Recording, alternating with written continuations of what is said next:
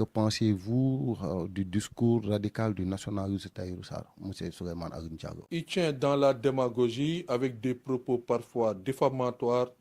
À la limite, je ne dis pas, l'offense est là, hein, mais il insulte toute une communauté.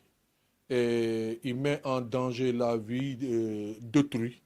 Et je pense que plusieurs personnes, toute une communauté, la communauté guinéenne se sent en danger et se sent insultée, se sent humiliée par rapport à cette déclaration. Et nous, comme défenseurs des droits des émigrants, un peu partout en Afrique, où que ce soit, qu'un émigré soit attaqué, soit agressé ou en situation vraiment de détresse, nous avons toujours agi à côté de l'État pour lui apporter le soutien qu'il faut et rétablir le droit. Donc, que ce soit les Sénégalais qui vivent à l'étranger, comme également les étrangers qui vivent au Sénégal ou partout ailleurs. Et nous avons observé ce monsieur pendant un moment. Nous l'avons écouté. À un moment donné, on pensait que l'État devait agir et l'État n'a pas agi. Nous saluons la belle sortie de monsieur le président du PASTEF qui a été très clair et une position vraiment à saluer, une position qui a rassuré la communauté guinéenne. Avant de faire ma déclaration hier, j'ai eu à échanger avec les notables et les sages de la communauté guinéenne au Sénégal pour savoir qu'est-ce qu'ils pensaient de cette déclaration et quel effet ça fait par rapport à leur communauté. Vraiment, leur réponse a été une réponse de sagesse. Monsieur Aladji Mamadou Selou, avec qui j'ai échangé, nous ont dit que c'est un Sénégalais qui est dans son pays, qui détient un parti politique légalement constitué et qui bénéficie de la liberté d'expression. Il est libre de dire ce qu'il veut. Maintenant, c'est au peuple sénégalais d'agir par rapport à ce que lui, il dit. C'est à ces propos, la communauté guinéenne le laisse entre les mains de la population sénégalaise à juger. Mais nous, comme défenseurs des droits des émigrés, nous disons à ce gars qu'il arrête, parce qu'il fait dans la manipulation. Parfois, ce qu'il dit, ce sont des contre-vérités.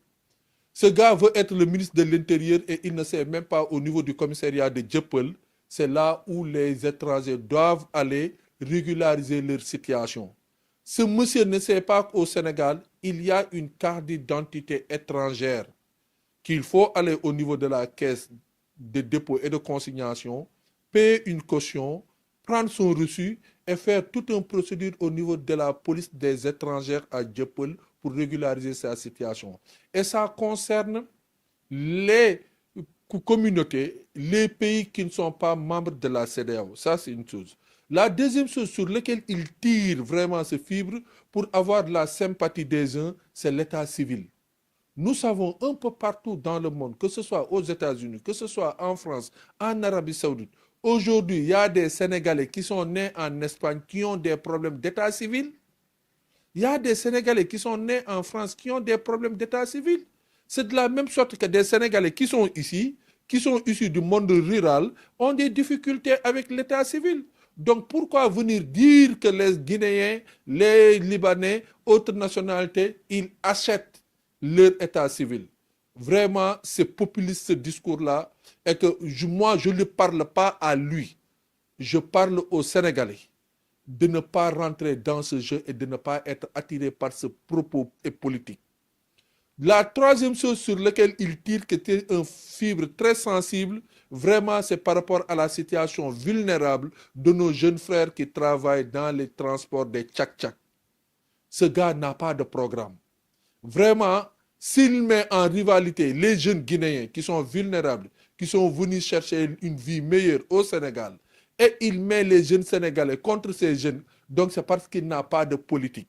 S'il avait une très bonne politique, aujourd'hui sa politique devrait s'orienter vers l'agenda 2050 par rapport à le capital humain de l'agenda 2050 fait focus par rapport à l'élevage, par rapport à la pêche, par rapport à l'artisanat, par rapport à l'agriculture. Aujourd'hui, lui, il devrait accompagner nos jeunes frères à créer des PME, des PMI, renforcer nos jeunes frères d'être des capitales d'industrie. Dans les autres pays, les taxis, il y a le secteur secondaire. Et paradoxalement, pour vous dire que ce gars c'est un mythomane, il dit que les Guinéens qui ont eu des fausses cartes d'identité, ce sont ces Guinéens-là qui se sont rapprochés de lui pour lui restituer les cartes d'identité. Mes chers, comment une personne qui détient une fausse carte d'identité, alors que c'est lui-même qui les menace, c'est lui-même qui les insulte, comment ces gens-là peuvent avoir confiance en lui pour aller vers lui et lui restituer les cartes d'identité? Ça, c'est intelligent, ça. Ce gars dit que lui, il est nationaliste. Il est nationaliste, il n'aime pas les étrangers, il n'aime pas rien. Alors qu'il est un soi-disant porteur d'affaires. C'est quoi un porteur d'affaires? C'est quelqu'un qui va à l'extérieur chercher des investisseurs pour les faire venir dans son pays. Donc il n'est plus nationaliste, il est capitaliste. Donc c'est à cela que j'attire l'attention de mes compatriotes. C'est à cela que j'appelle mes frères. C'est à cela que j'appelle mes jeunes de faire attention à ce discours démagogique, à ce discours populiste, à ce discours diffamatoire. De faire attention, ce gars n'est pas nationaliste comme il le dit. Le nationalisme, nous tous, c'est une doctrine d'aimer son pays. Nous aimons nos pays. Je termine par rendre hommage à nos forces de sécurité et de défense qui sont auprès des frontières, qui veillent nuit et jour dans des conditions extrêmement difficiles pour que quiconque, chacun ne rentre pas dans ce pays. Je connais les agents qui sont au niveau de Linkering, qui sont au niveau des Rosso, qui sont au niveau de la frontière avec le Mali. Ils font un excellent travail. Je vous repose la question.